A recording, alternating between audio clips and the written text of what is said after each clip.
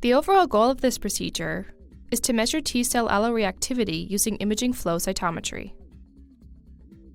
This method can help answer key questions in transplant immunology, such as what proportion of a recipient's T-cells are reactive to donor alloantigens. This technique combines the multiparametric quantitative powers of flow cytometry with the imaging capabilities of fluorescent microscopy to allow the high-throughput examination of individual T-cell antigen-presenting cell synapses. Demonstrating the procedure will be Sajad Moshkelgosha, a postdoc from my laboratory.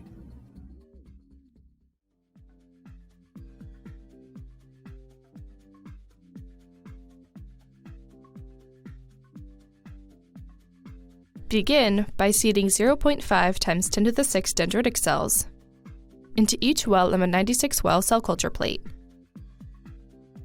followed by 1 times 10 to the 6 T cells in a final volume of up to 50 microliters total of culture medium per well.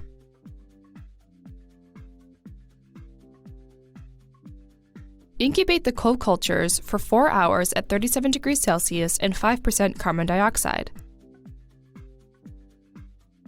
Then add 3 times the culture volume of 1.5% formaldehyde and PBS to each well for 30 minutes at room temperature. At the end of the fixation, transfer the cells from each well into a corresponding 5 ml polystyrene tube and stain the cells with the appropriate fluorochrome conjugated antibodies in 100 microliters of wash buffer for 30 minutes at room temperature protected from light. Next, wash the cells in 1 milliliter of wash buffer and resuspend the pellets in perm wash buffer containing phalloidin FITC.